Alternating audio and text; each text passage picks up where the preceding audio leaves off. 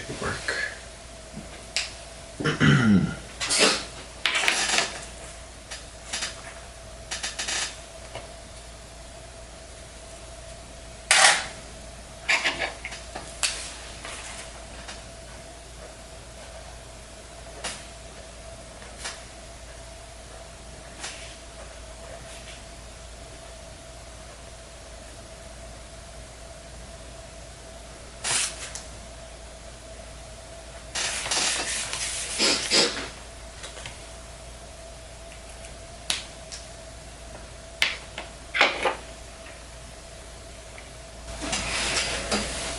These are UV light glasses.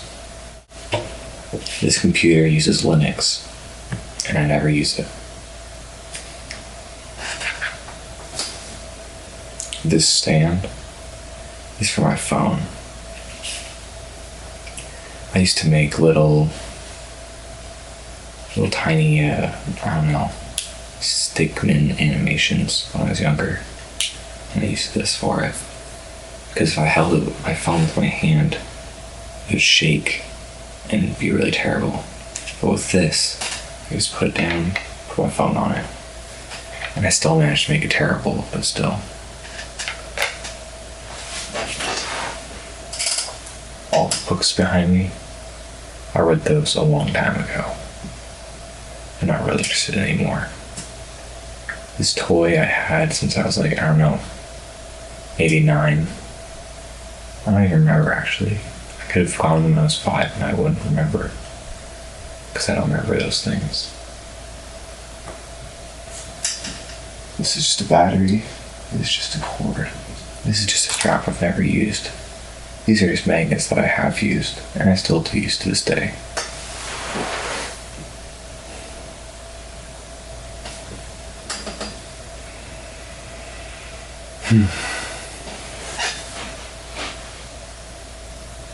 I used them at a time in the past. Yeah, I still am that person. When I think back to the person I used to be,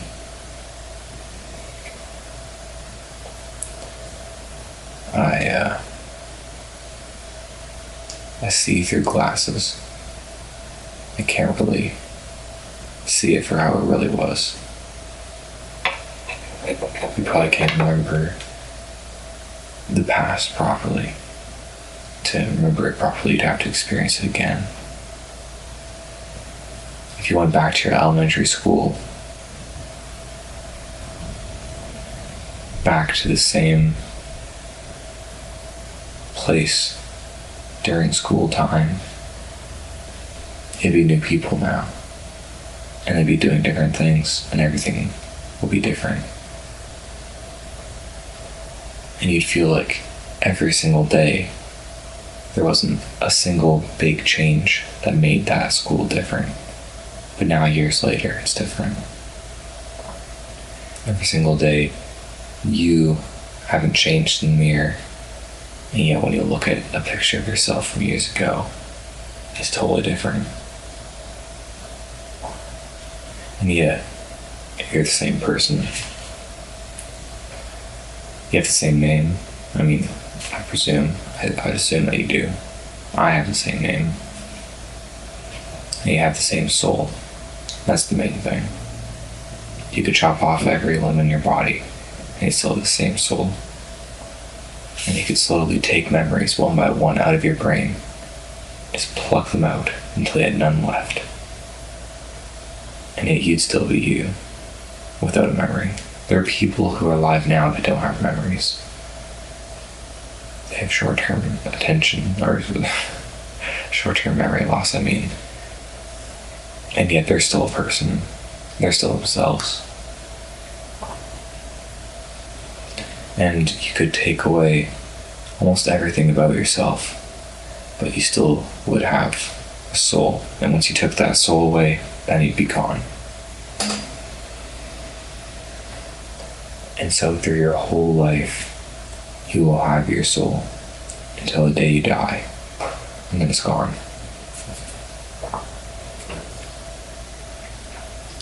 And I had my soul when I was playing with that toy 10 years ago.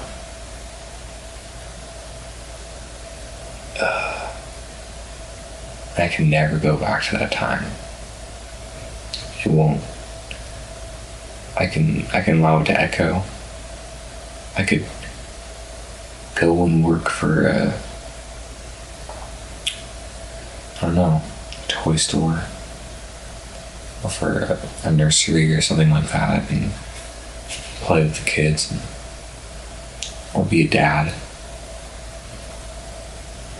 And it'd echo myself through my kids, but I'd never be that kid again.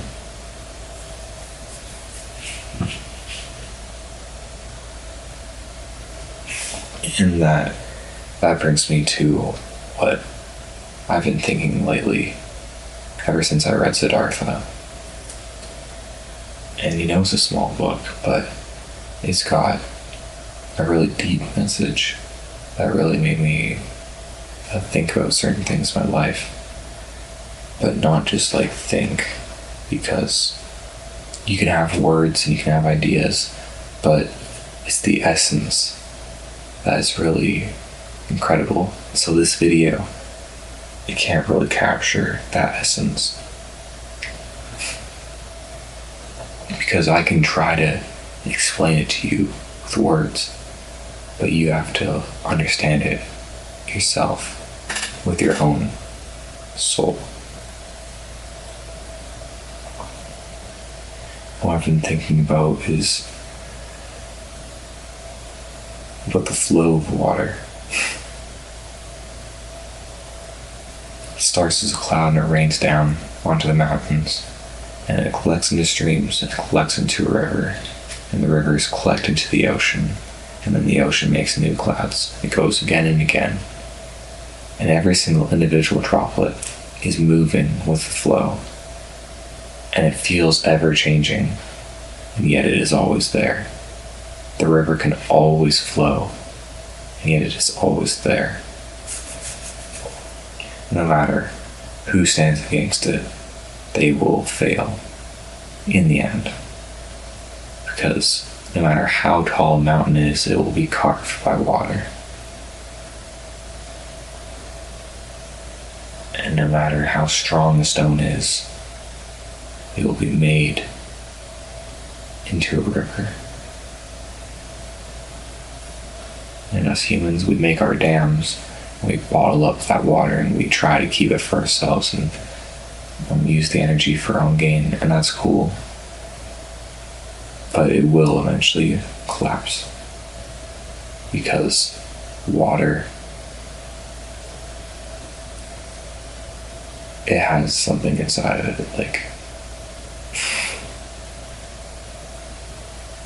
can't really put into words.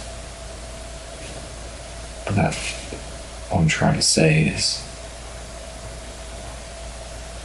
the way that water acts is the way that the strongest person can act.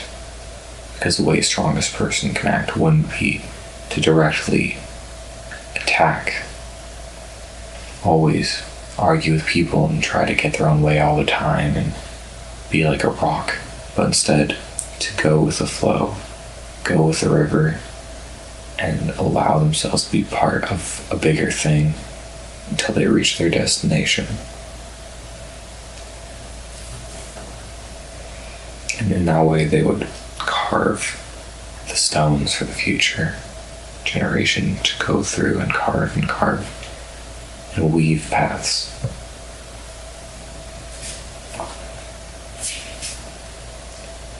What really struck me in the book was the protagonist. He listens to the sound of the water, and it takes him years to truly listen to it, to truly understand it. And it would make different sounds all the time. When there's a crazy storm, it'll be whistling through the trees, and the river will rush, and it'll be angry. And then when it's calm, the gentle rush feels calm. But all the voices of the river they flow into one big voice. That's the voice of your life. And when you're a kid, and when you're a man, and when you're an old man, and when you die, your voice is changing all the time, but it's the same soul, and you're deciding every single word you say. And every action you do is dependent on your soul. There's nothing you can blame.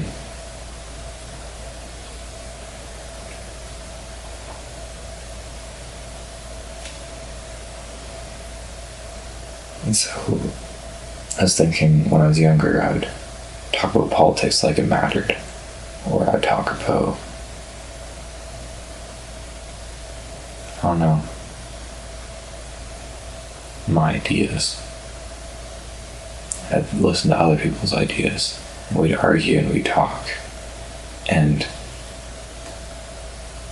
now that I'm such an old man, I'm so wise now, I've just heard the same arguments all the time. It's crazy.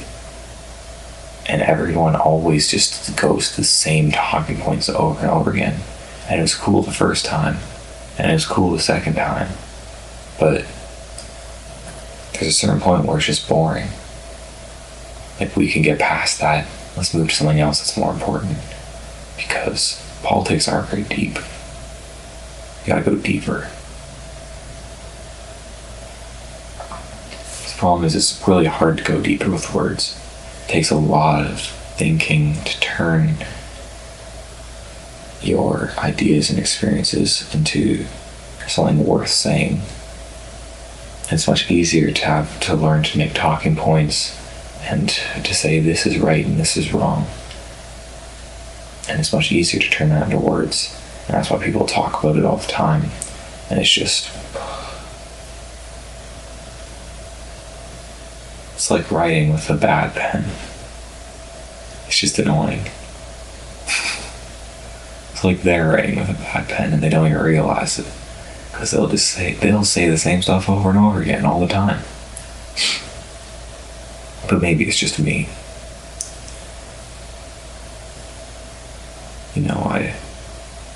I generalize things in my head.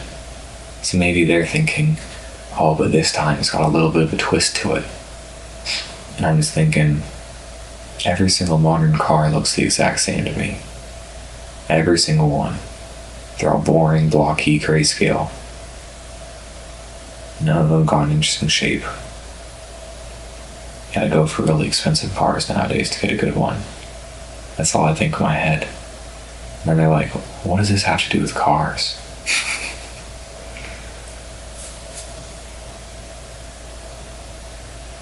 You just have to be in the mindset for it.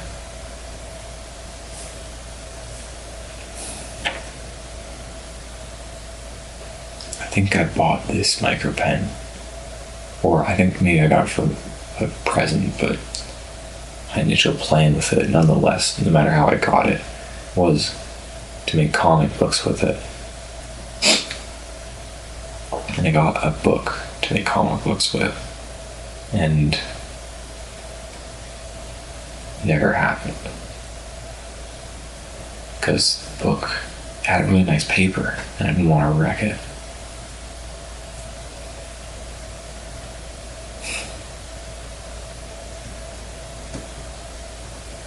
I've always been the person to start things, not finish it, and start more things, not finish it.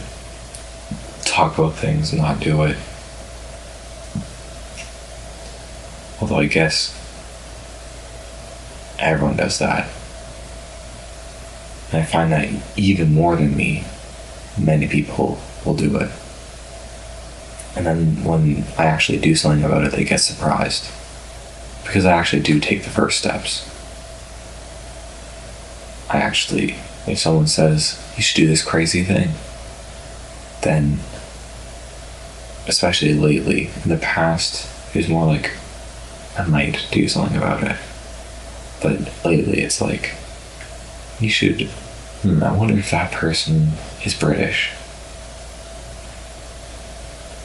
And I think, Well, I could just ask them. But it's a total stranger on the street. That's just weird. Wouldn't it be strange to go up to a random person on the street and ask them if they're British? I just did, and I did it. That's an easy thing to do. That's something that doesn't really take a lot of time or effort.